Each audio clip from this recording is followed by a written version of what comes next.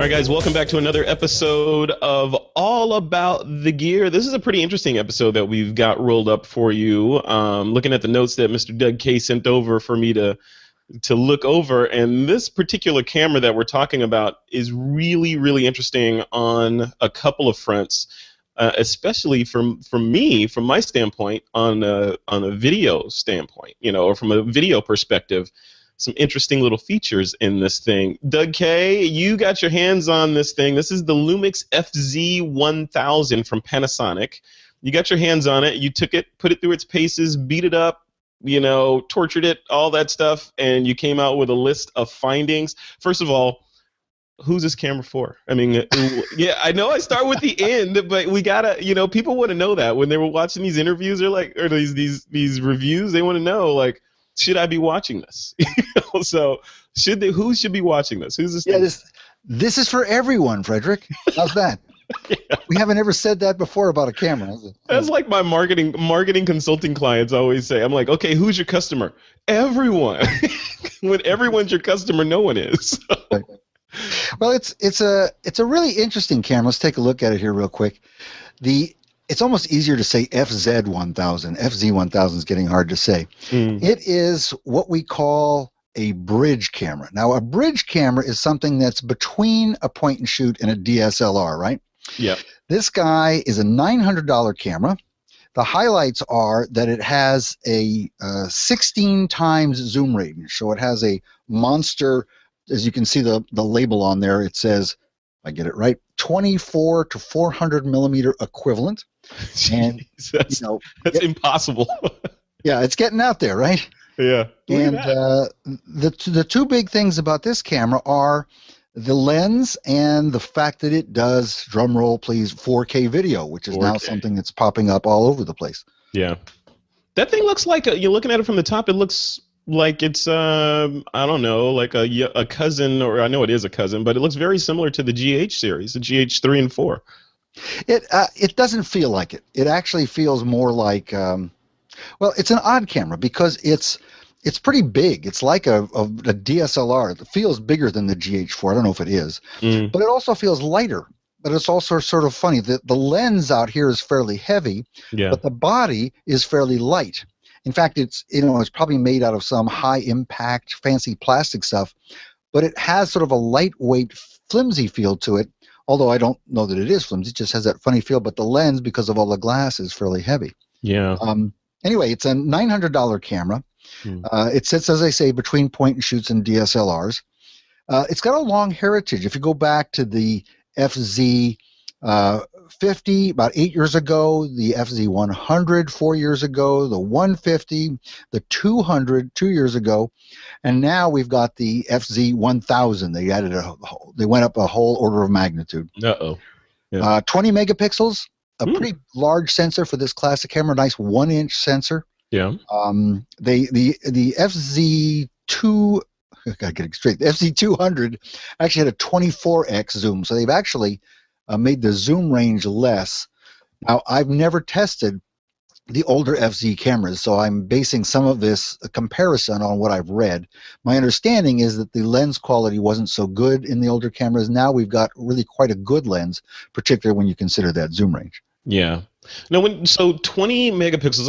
I'm still thinking about what you said. This is in that category of bridge camera. I've heard Panasonic mention that before. That they have this category of cameras that are the bridge cameras. So does that mean, like, for a person like me, I've got micro four thirds cameras. I got my of course my cell phone mobile camera. I'm no longer shooting with the DSLR. So the highest, the largest camera I have is a GH4, and the smallest camera I have is a GM1.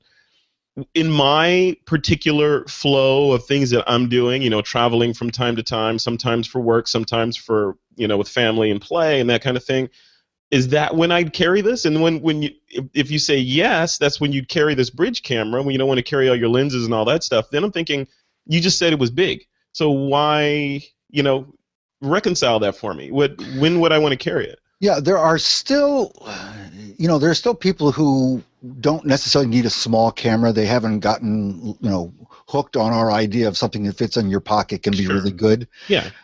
But the thing about this really is this lens. I'll give you an example. I was at a relative's graduation this spring, and I was sitting in the bleachers behind someone else, far, far away from the stage. And this guy had a camera similar to this. I don't actually remember what it was, but he was zoomed way, way in on the stage for his son going up there and getting his diploma. Mm-hmm. This thing was, must have been felt like it was a quarter mile away. Zoomed in so the kid was full frame, absolutely rock solid. And I'm thinking, I can't do that with any of the other cameras I own. Maybe I could do it with a Olympus OMD EM1 if I had a lens that long, but this guy had a monstrous long lens on a consumer level camera, and he was getting terrific video from far away.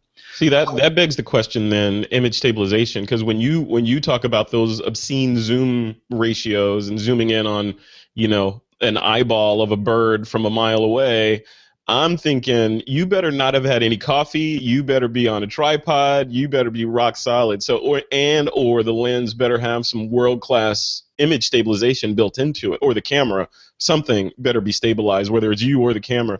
How does this thing fare in that regard? Yeah, it's terrific. I mean, I was out shooting, again, when we say 400 millimeter, let's be clear, it's a 400 millimeter equivalent. So if you had a full frame camera and a 400 millimeter lens, that's how this would look in terms of field of view.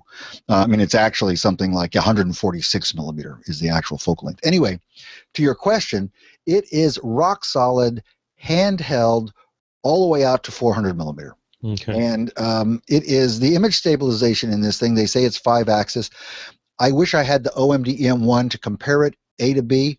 My sense is that it's every bit as good as what Olympus does, and that, as you know, is our favorite camera for. That's magical. Yeah. And this could be a birding camera, though. If it's rock solid, zoomed all the way out like that, this is like birder's delight. Right? Yeah, I would take this camera if I were going on a trip to Kenya. Mm-hmm. I might take big Nikons and stuff like this, but I would take this camera too, because you can shoot you can shoot nature, wildlife with this camera handheld, no problem. Yeah, well, and that's pretty good compared to what we usually test. Right. Well, speaking of handheld, I want to get back into what you were saying about the size of it and the feel. You're saying it feels kind of large in your hands compared to the other cameras that you've tested. Can you go into that a little bit deeper? Yeah, I mean, we're used to shooting with mirrorless guys all the time, but it is a relatively large camera. You grip it like you grip a DSLR. Mm-hmm. It feels, the sense that I get when I pick it up is I don't understand why it has to be so big. I mean, the lens is big, as you can see. Mm-hmm. That's part of it. But it feels like there's a lot of empty space inside the body. Maybe there isn't. I don't know. The other thing that bothered me, drove me crazy, if you take a look at this Evf Viewfinder sticks way out. See that on the left side there? Or maybe it's the right side for you. And when I was carrying this in my hand, I actually was bumping into this on my leg if I let it dangle down by my leg. I don't know why that has to stick out so far, but that's a pretty small nit to pick there. Yeah. Huh. Interesting. Now, on the notes here, you said it's got one control dial and it should have two. Yeah. What we've got here, we've got, let's say you're in aperture, let's say you're in manual mode like I am here. You have this one dial on the back of the camera that you use to control, let's say, shutter speed. Right. And you go looking around for the other one. Where do I control my aperture? Right. Well, it turns out it's not bad. You just push this in, and when you click it in, it switches to the other mode. Oh, I kind of like that, actually. Yeah, it's not bad. It's not bad. It took me a while to find it, but that's my problem, not the camera. I wish that seems like a feature. I mean, I haven't played with that camera, but my GH3 and GH4 have the dual action dials on there. That seems really smart to consolidate those into one push action dial. Yeah, the only thing is you're not quite sure which mode it's in until you turn it. It's not bad, but it's an interesting use of the control real estate. Right. All right. Exposure wise, this is the moment of truth here. Uncle Doug's exposure triangle test. Yeah. How did it fare? How did it come up? It didn't do too well. It only gets a 3 out of 12 in terms of how easily you can get to the functions of aperture, shutter speed, ISO, and exposure compensation. I think 3 out of 12. Oh no. Yeah, 3 out of 12. Not great. But this camera is one that you'd probably want to leave on automatic. Then is that what you're saying? No, I got used to it. Just it takes a while just to find everything and hunt stuff down. But I did shoot a lot on automatic. Come to think of it, and I also shot a lot in just I shot a lot in manual also. It does a pretty good job. Yeah, hey, automatic is underrated. I like automatic sometimes. Sometimes you just want to let go and let the computer take over. Yeah, because they are smarter than we are. And certainly faster at focusing and figuring out exposure and stuff in most situations. Or let's not say most, many situations. It's better. Okay, cool. Anything else on the exposure triangle test? No, exposure is not bad. My rating system may be rating it a little bit too low. I think it was okay. Again, for the class of camera it is. This is not a pro camera. This is a $900 camera with lens. So let's remember that. But that said, Doug, yeah, it is a consumer. I think it's a consumer or prosumer level camera, but it shoots 4K, which is gonna draw the 4K sharks over that are like, hey, I could use that as a second camera. I could, of course, why not? It's an all-in-one camera. You throw a battery in it, and it's you put it in 4K mode, and it's good to go, right? Yeah, so let's talk about the video for a second. We can come back and cover some other details. Okay. It does shoot 4K video up to 30 frames a second, which is normal speed. Mm-hmm. It'll go to 1080p. 1080p, it'll go up to 120 frames a second, which is really nice. So at 1080p, you get 4x slow motion. Now, this image stabilization that I'm so wild about, interestingly enough, it does not work in 4K mode. It only works in the 1080p or lower res modes. So that's an important thing. Mm-hmm. And it also has something called level shot. Level shot is sort of like image stabilization, but it actually tries to keep horizons level. You can turn it on and off, of course. Interesting. Huh. Yeah. And again, all of these features make for a nice camera for going out and shooting sports or your kids or something like that. It's pretty good for that. Cool. I also, similar to what we did with the GH4 and then the Sony A7S. A7S, yeah, the others that do 4K video. The goal here was to shoot video for stills. I'm just really curious about this usage mode of going out and shooting video at, let's say, 1080p. You can shoot what is it, 120 frames a second in 1080p. Well, actually, let's not look at that. Let's look at shooting at 4K at 30 frames a second and then being able to extract a still image. And you get a very nice 8 megapixel still image out of this camera if you shoot 1080p. Sorry, if you shoot 4K video. 4K, yeah, shoot 4K and then extract a frame. And now, when you extract the frame, you're just bringing that video into Lightroom and then telling it to save a frame out? You can do it in the camera, which is a little, cumbersome, but you can also just go into Lightroom and save individual frames. You can do it either way. Yeah, I'll say, and I've done it both ways on my cameras, and there's a use case for both doing it in the camera and doing it outside the camera. If you're in Lightroom and you have the benefit of your workstation and the big screen and all that, of course you want to do it in Lightroom and see exactly what you're grabbing. But if you're in the field and you're shooting video and you want to quickly socialize or put a frame or a photo on social media from that video, you can just hit a couple buttons and it just pops a JPEG onto the card, which you can then Wi-Fi over to your other device and go to town, right? Right. I mean, the problem is it takes time to go through, 30 seconds of video to find the right frames, because now you've got a lot of them. You've got 30 a second, let's say. The problems we have today. I know. So sad. Too many choices in the world. Hey, a couple of other things about the video. It does have an external mic jack. It has no headphone jack, though. Okay. But here's something that frustrated me. It may seem peculiar, but let's say you want to shoot video for stills in particular.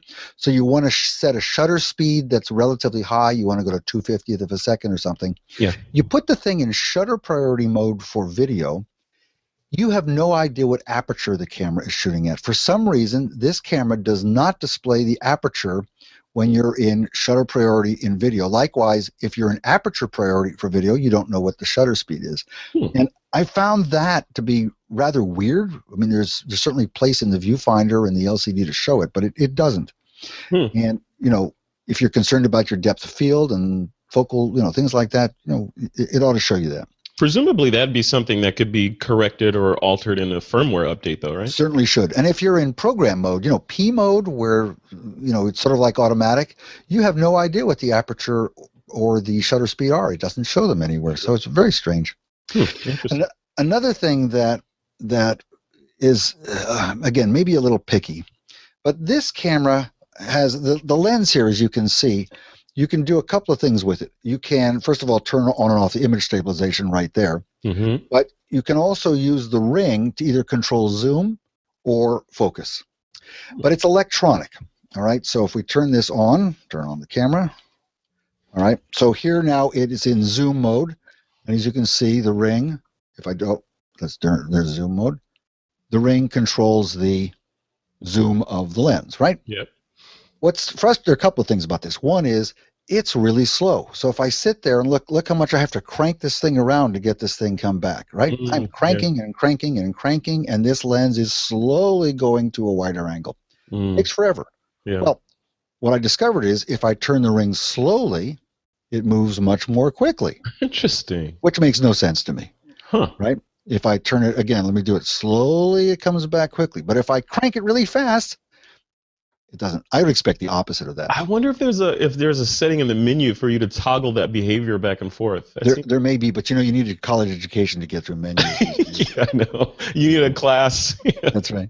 And the other thing is, if people want to do serious video with something like this, both the zoom and the focus are non-repeatable. That means, I can't come in here and put a grease pencil mark on the zoom ring and the barrel and say, boy, if I zoom to this position or if I focus to this position, I'll get exactly a repeatable result. So I can have an actor walk to a mark and stop, right, and pull the focus right to them. This is not a unique problem to this camera. It's common with many cameras that have electronic rings like this, but it's something I think people should be aware of, and that's why people shooting serious video are going to go out there and use old prime lenses with real focus rings on them. Right, mechanical zooms or whatever. Yeah. Okay. Well, speaking of focus rings, one feature that we've come to expect on a lot of these next generation cameras is, the focus peaking and that sort of data that gets overlaid over the image to give you more information on the shot before you actually click the shutter. How does this one fare in that regard? It's great. Panasonic it has some of the best focus peaking. It also has great what's called picture-in-picture for manual focusing. It pops up, rather than zooming the whole thing, it shows you that little window where you can focus. It's really nice. Yeah. So focus peaking is great. It has zebra, which will give you basically blinkies or sort of a slash black and white pattern in your overexposed areas. Really nice for that. Very cool. Awesome. So what else do we have in here? So zebra. Oh, you said no neutral density filter. I saw that note in there, and I was thinking, do I have a camera that has neutral density filters? I know the Fuji's, which is one of their awesome calling cards, some of them have a built-in neutral density filter that you can flick on and off. So this one doesn't have it, though. So why, go ahead. This is becoming more and more important for a couple of reasons. One, as we get cameras that have faster and faster lenses, we get too much light to shoot in the daytime at slow shutter speed, so we need neutral density. Again, let me explain that. We want to shoot at, this camera will shoot at f2.8, for example. The lens, by the way, is Leica branded, and it is a very nice lens. It's not the same as a $3,000 or $10,000 Leica lens, as we've said before. It's a LIMO lens, Leica in name only, Lino, Lino, Leica in name only, but it's a very good lens, especially in this price category. But it'll shoot at f2.8, and at f2.8, if you're shooting video in particular, you're in a problem because you might be shooting at a 60th of a second. So f2.8, 60th of a second, even at the lowest ISO, you have maybe too much light. Yeah. And that means you can't shoot wide open. You've got to start stopping the lens down, and that may not be the visual effect that you want. So you would either have to slap on a neutral density filter onto the front of the lens, or you need to have a camera that's got one built in. I like this one. Now, Doug, the f2.8, the speed of this lens, is that constant throughout the zoom range? No, it's f2.8. In fact, it's f2.8 only at the very widest aperture. Sure. As Yeah. soon as you start to zoom in, it pretty quickly goes down to f4. But that's really pretty good still for a zoom that has this kind of range. F4 is very usable. Yeah. And at a zoom like that, having crazy low light performance or being able to, make an image in dark environments is probably if you're doing surveillance or paparazzi type photography, right? Yeah. So no hints to the paparazzi out there. Don't go get this camera and use it to do bad stuff with it. Okay. Manual focus. Oh, you said that's not repeatable. Let's jump back up and jump back into. I think we left off at the lens area. You were going to talk about that a little bit. So we did touch on it. It's a 24 to 400 f2.8 to 4.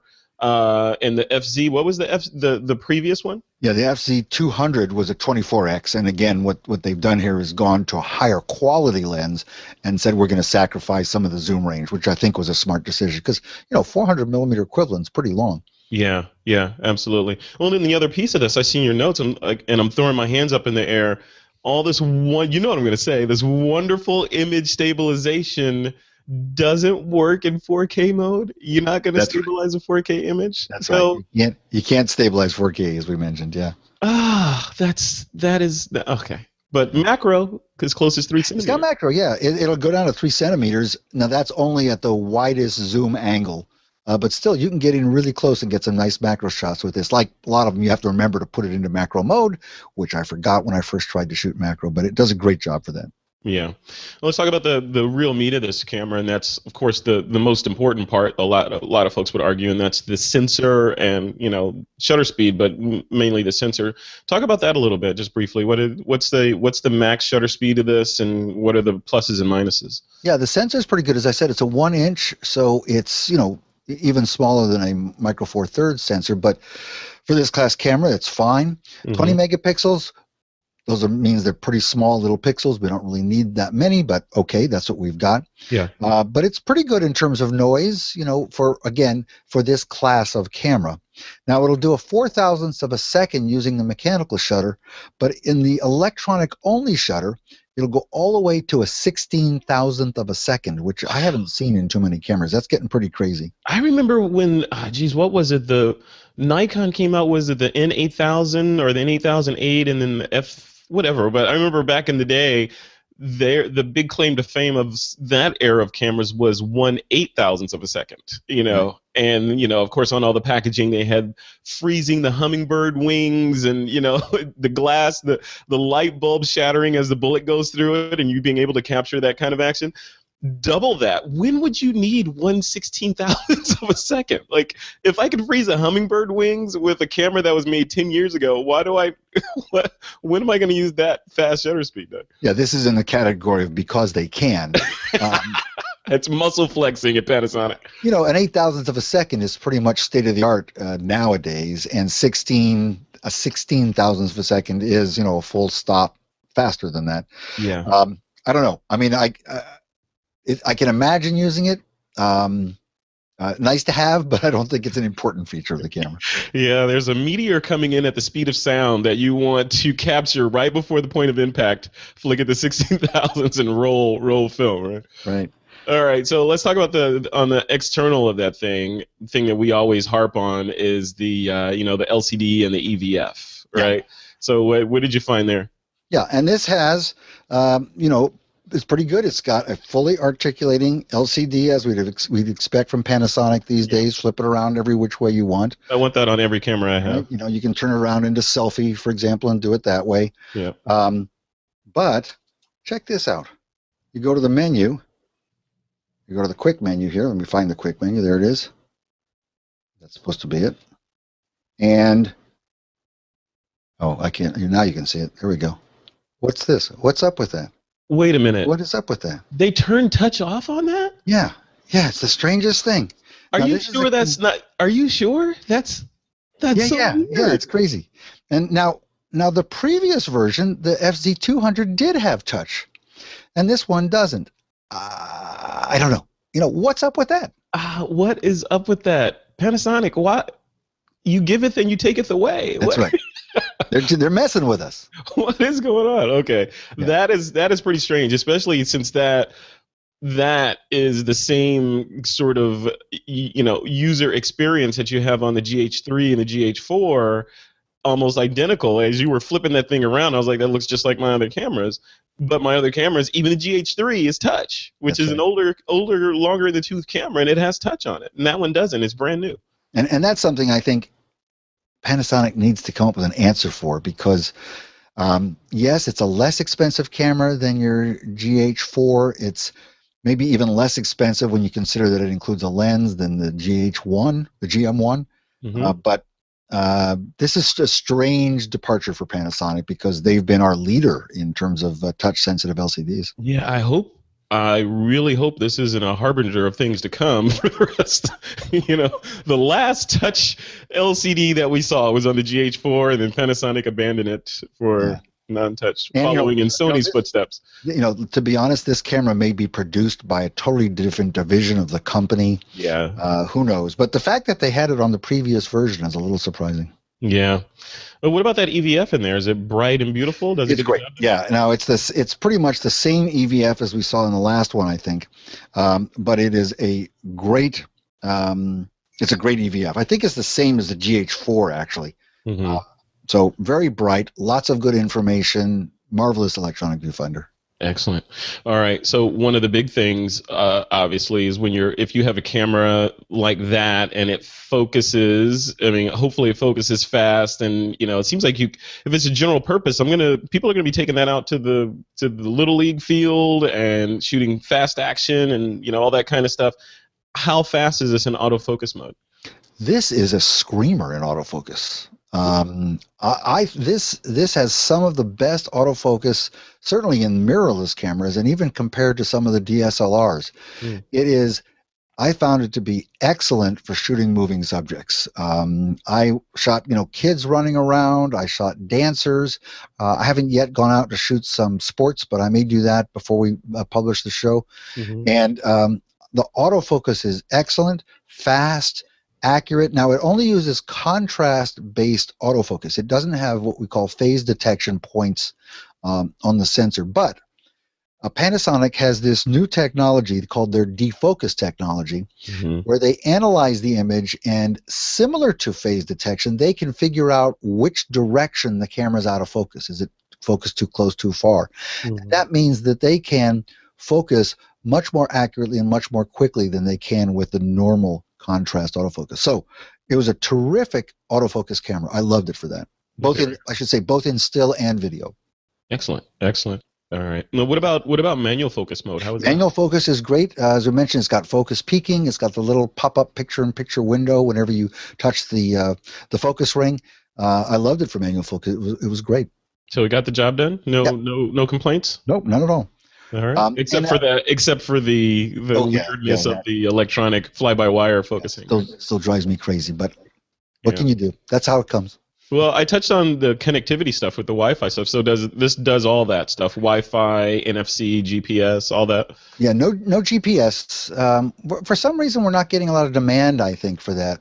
Maybe I'm the only one who really wants it. But the fact is that it has Wi-Fi and NFC for easy connections to Android devices, and it uses those same great Panasonic apps that are probably some of the best out there in terms of mobile apps for controlling your camera. Yeah. You know what we should see? So we've got all these acronyms. We've got Wi-Fi, NFC, GPS. We should add another one instead of GPS and just put NSA on there so that you could log into NSA and have it feed you back your GPS data of where it was tracking your phone and apply that to the photos.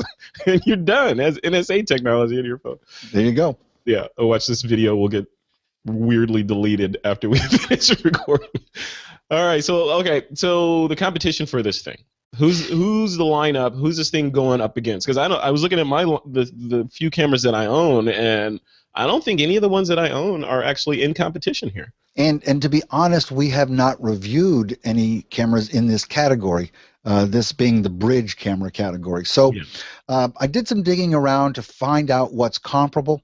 And I think the camera that this is most often compared to is the Sony Rx10. Okay. Now, the Rx10 is also a 1-inch sensor with 20 megapixels. It was a $1,300 camera. Remember, this one's $900. It was a $1,300 camera, but pretty much the day after this was announced, Sony dropped that price from $1,300 down to $1,000 to make it more competitive. Very cool. It's a constant f2.8 lens. It's only an 8.3x instead of this one at 16x. Doesn't fully articulate, doesn't do 4K video, but it's a really nice camera.